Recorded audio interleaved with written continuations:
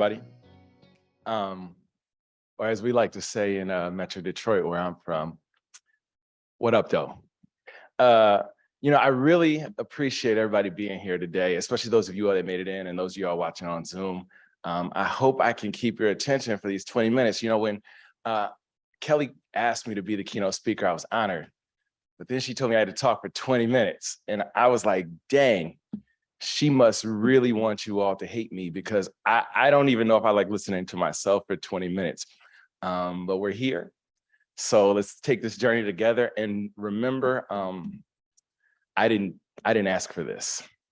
All right. The title of the speech today, Developing Your Authentic Leadership Style. The cool thing about being a keynote speaker is you can kind of change things up on the fly, because you're already standing up here with a microphone, and you get to kind of say things how you feel like saying them. So I'm not really going to talk about that as you all may think about what that might mean.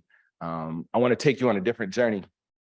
And I'm hopefully going to contradict everything or some things that you've learned about leadership in the past. And why would I do that? Well, as we've illuminated in the past couple of years, we know that white supremacy and a white supremacist ideology is completely seeped into everything we do and overtaking how we think, operate, and in many ways, how we exist in society, right?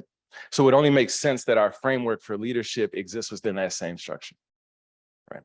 So my goal today is to kind of dispel the notions of what a good leader is and offer some new ideas that will carry each of you into a different space, so that when you encounter leaders or you yourself are thrust into what we consider to be a leadership position, you will be able to redefine what success is as a leader and what it can be. So with that being said, I want to give you all 4 major takeaways today, right? If you remember nothing else, I want you to take away this one thing: that I showed up today and I look very fly, right? Like literally, like my shoes and my jacket. All right, never mind. What I really want you all to take away are 4 points that I believe will help you craft not only an authentic style, but one that anyone who sees you lead will appreciate and value, and be able to appreciate it and value it, and be able to see your genuineness throughout. All right, so I'm gonna share a story with y'all. I was told that every good speech has a story, right? So mine has a story. You gotta have a story somewhere in your speech. So my first 4 jobs out of graduate school were kind of rough, right? Like, I worked at a charter school for a year, and it might have been one of the worst experiences of my life. I worked at a youth development nonprofit for 6 months, and then I got laid off. And then I worked at Georgetown University for 2.5 years. And then I worked at North Carolina Central for a year and a half in my first role there. I had 2 jobs. And each job was a struggle. Each role was a struggle, right? And in one way or another, there was friction between me and my supervisors. I was thinking all I wanted to do was use the skills that I had, the ones I knew I had, to help my organization succeed. And in my exuberance, I had a ton of ideas, thoughts, feedback, and comments. All done in earnest, really, without myself in mind. And when I think critically, I recall that some of the friction was because I didn't just say okay to something I was told to do. I would ask questions. I would dig to see if this was the optimal way of accomplishing a task, or just the way that my supervisor thought it should be done. Sometimes it was because my style was different, right? The way I talk, the way I show up, the way I interact wasn't always seen as professional. At times, even my intellect or my confidence threatened my supervisor. And at each turn, I would ask, is it me? Is there something that I'm doing wrong? And it wasn't until my second position in North Carolina Central, working as a therapist in our counseling center, that I realized what was happening. And my former supervisor, Dr. Carolyn Moore, changed my vision on what a leader could be. She did something spectacular that leads me to my first takeaway. Well, technically my second, right? You all remember the first one. Lead with yes. So if you think about your leadership journey, I want to inspire you all to lead with yes. Dr. Moore, through her leadership, showed me that what I needed was someone who could recognize all my ideas, comments, confidence, and feedback. Just needed someone who would harvest it and see them as an asset something positive for the team and not something threatening. She taught me that by leading with yes, you really can win. See, leading in yes invokes trust and belief in your staff or your team. Leading with yes allows for the implementation of fresh and new ideas. Leading with yes shows your team that they are valued for their mind and for their skills. And for me, yes exists on a spectrum, right? From 1% to 100%. You might get 100% of yes if you ask me something, or you might get 35%, but somewhere you're gonna get a yes, right? Think about it like this. Someone comes up to me and says, hey, Jahmal, I wanna do this idea, yada, yada, yada, yada. My response, let's do it. We can't exactly do it all like this, but we can absolutely do that part. How do you wanna make that happen? We don't have to start with no. We can empower our teams to go beyond where they may think the limits are. And understanding that you can always find yes is a great way to start. As a leader, you don't have to stifle ideas or always be seeking to exert control. The best leaders are those that can really ignite their team into knowing how great they are. And my current supervisors lead with yes, and I am excited to work with and for them. Second thing, culturally affirming leadership, right? In the 2001 text entitled From Dismantling Racism, a workbook for social change, the authors highlighted 12 ways in which white supremacy culture shows up in our organizations and throughout our leadership. We all have typified some form of one or many of these traits, right? Because white supremacy is ingrained in all that we do, all of us are fallible here. So we all have to think critically about where I'm going. Let's look at each one of these and see how our sense of leadership runs in direct opposition to that of many other cultures and ethnicities. So let's look at the 12. Let's look at the 12 ideas that they brought up, right?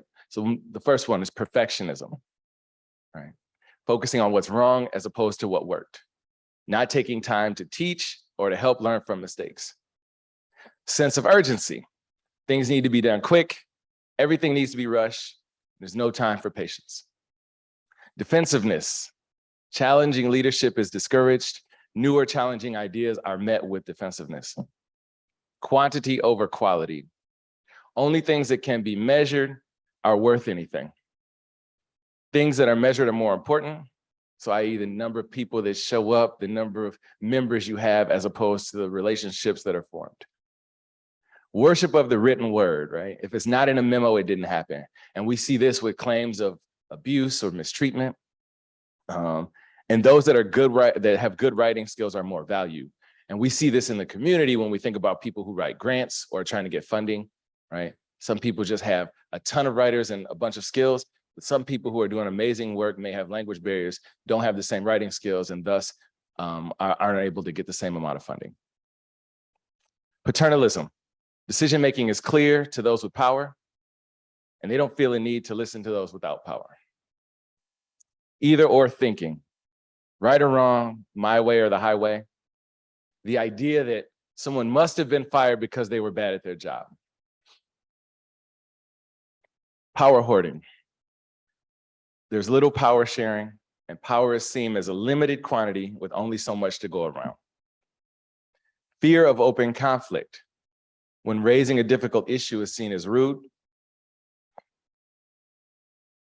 Individualism. A desire for individual credit, competition, and overemphasis on those people who can get things done with no supervision, right? What's the point of having a supervisor if everybody has to know how to do everything without being supervised? Think about that. Progress is always bigger and it's always more, right? More staff, bigger budget, more clients, more people, as opposed to having a greater impact with what you do. Objectivity. Emotions are bad. Good employees are always objective. There's only one way to process things. And lastly, the right to comfort. Those in power have a psychological right to, psychological comfort. Targeting people who cause discomfort as troublemakers, right?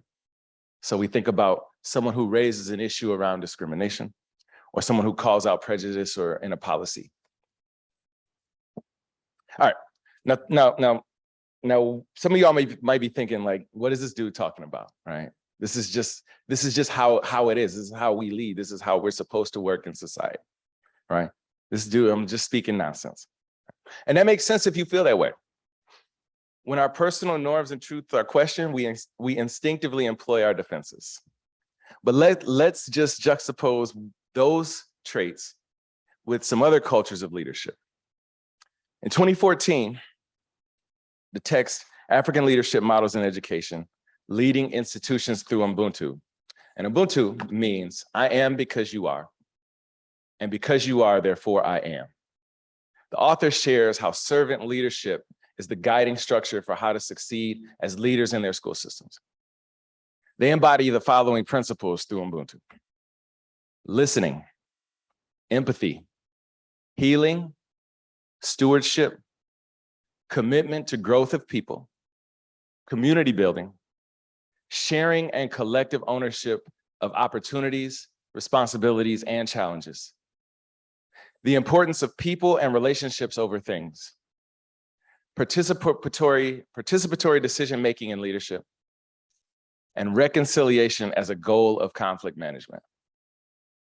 Now, this is just one cultural example, but you can imagine that there are many other non-Western cultures that center humanity over production, that center relationships over results, that center growth over outcome.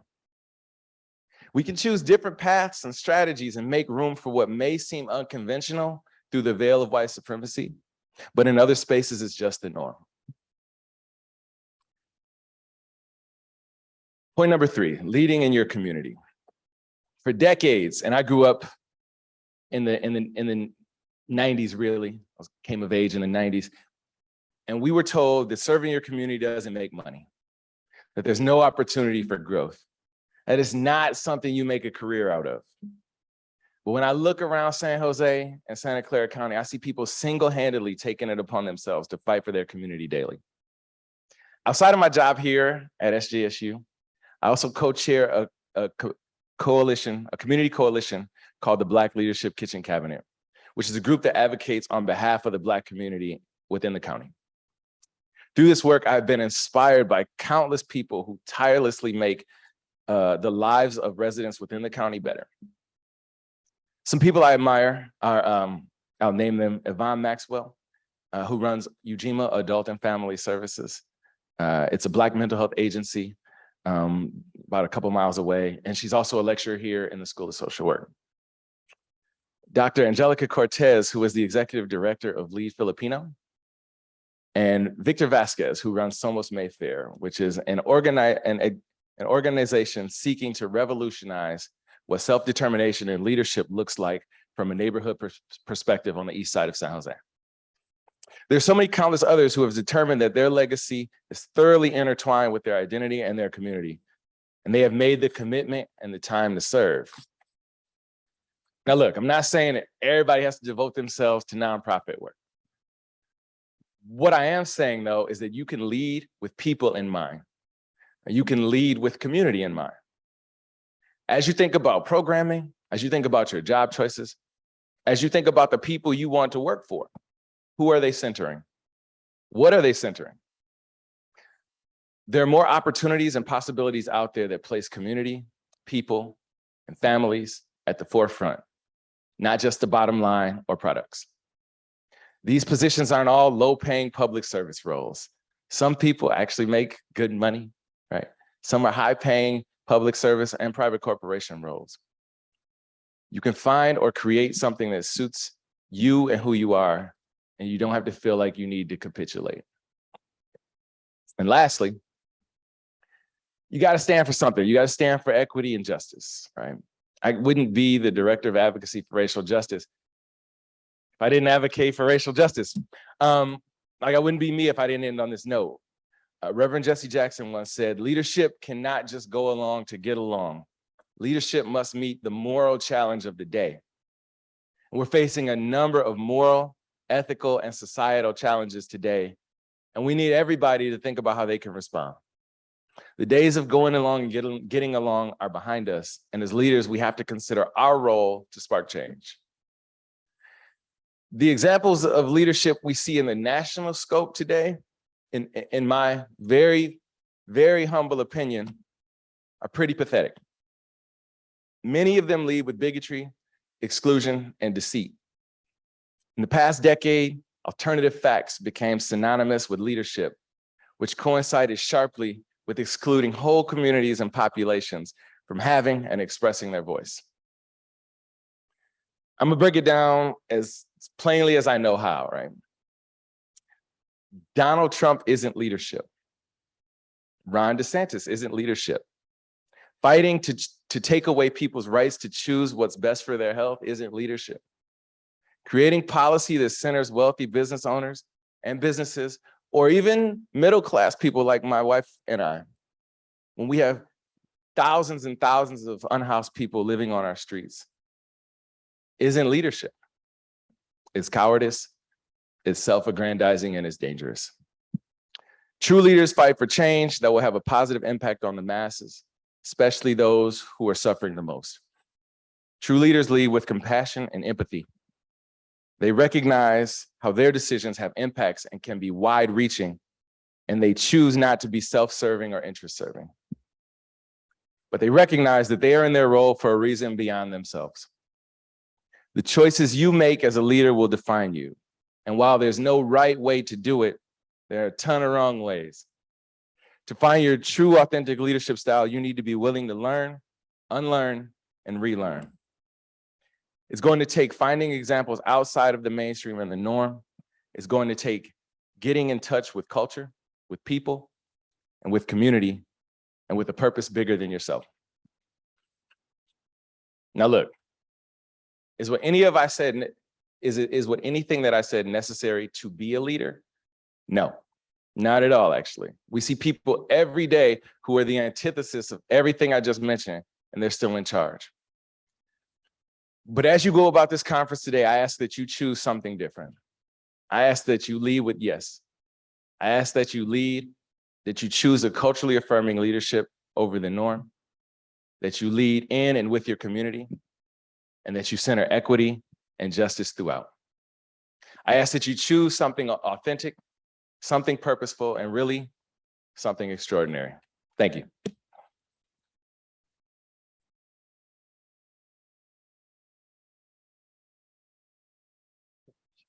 Thank you so much, Jahmal. Hey, everyone. Hope you're doing well. My name is Jordan Webb. I use he, him, his pronouns, and I currently serve as the Assistant Director in Student Involvement.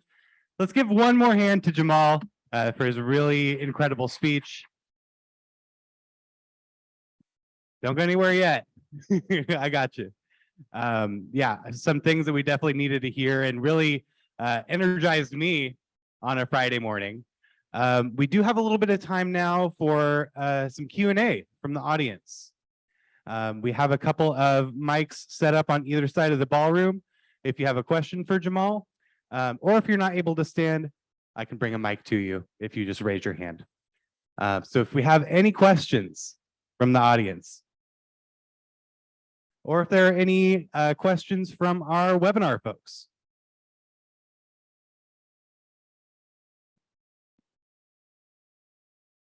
Yeah, give me 1 second. And if when you ask a question, if you want to just introduce yourself real quick, name, major, those kinds of things. Oh, sorry. I'm Emily. I'm an information science, data and analytics major. So my question for you is like, what is the biggest conflict you had with your way of leadership? Like, there had to be a problem, right? So, Biggest conflict I had with what? like how did you deal with like a big conflict with your leadership? In my leadership? Mhm. Oh, good. Yeah, good question. Let me see if I can think. You mean as a leader or as I was like being led by others? Let me just, as a leader. Okay. You know, so I think some conflicts that I have to deal with in this work. I'll just use an example from last night. We were having our Black Leadership Cabinet meeting, and we're really trying to think about how we galvanize like people around this election. And while we've been doing some work throughout the year, you know, it's the crux, right? And we're trying to think about how do we inspire Black people to vote? How do we educate them on what's happening? How do we channel a sense of urgency? And I co-chair this organization, and everybody's volunteering their time. And then we're having events. We're really putting our all into it, and we're not seeing the numbers of people or the energy show up to our events, and everyone's getting really frustrated.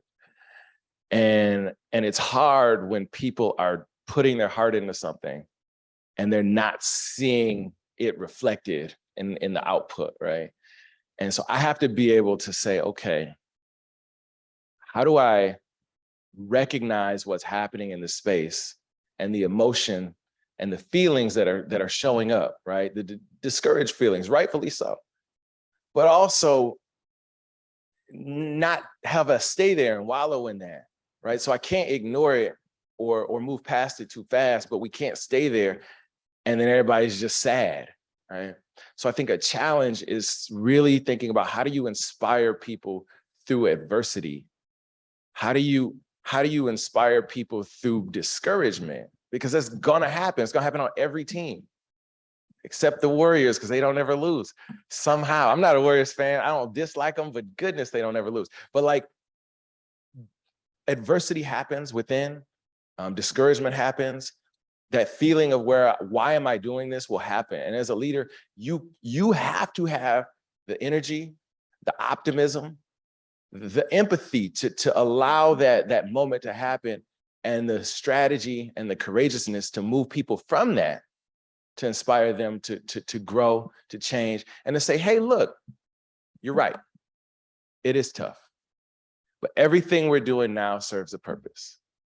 I'm thankful that you're doing it. And without you doing this, we wouldn't be able to lay the groundwork for how we can grow this next year, right? You got to come up with something.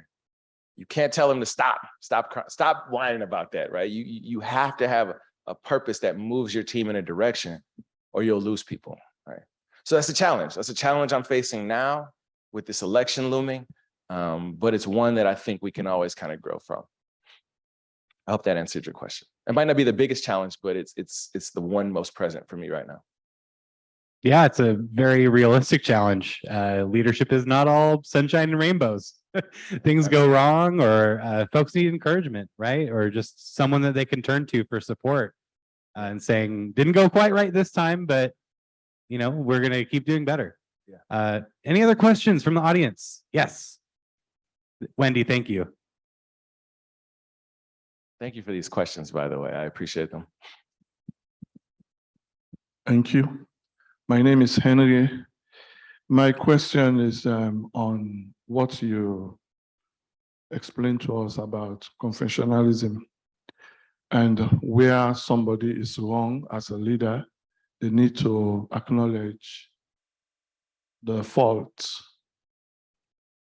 I had this question. During the time of President Reagan, whilst he was here as a governor, something happened in California within the students' body, where they had the riots due to what a particular set of students wants to study, the culture, and which the administration could not see. But my own question is, they have been praising his good deeds, but I've never heard they spoke about the wrongful acts that happened in San Francisco and other universities here in California. Because at that time, they allowed, I think, about 400 armed police who went and stormed the university. Not until secular leaders came to talk with them, and there they began negotiations. My own question is, why some of the leaders, or people who write the books to talk about the leaders, will not acknowledge those wrongful acts and say, oh, they accepted their fault. But it seems as if the thing happened and then everybody quiet about it. Yeah. And I can't say I'm completely familiar with the situation you described, but the question you asked is very, very striking and timely. I was purposeful in mentioning Donald Trump and Ron DeSantis, and not that they're like the bastion of evil or anything like that, but I think their leadership, to me, this is a purely Jahmal Cornell Williams take. Their leadership is really exemplifying this idea that you're never wrong, and you're never at fault, and you never have to admit it. You can just do whatever you want and talk around any mistake because you never made one, right? And I think we've seen that for almost a decade now, right? And it's seeping into those of you all who are up and coming and soon to be leaders. And I want to implore you all to recognize that you make mistakes and you will do things wrong. And as a leader, the best leaders are those that can say, you know what? That decision wasn't the best decision, and we've learned from that. Those who I harmed, I apologize. But see, apologizing and taking ownership means that you also have to atone for that mistake. And we're actually in a weird place in society where we don't atone for things really, right? Like we have some very large, outstanding genocides and oppression that has never been addressed in our society, right?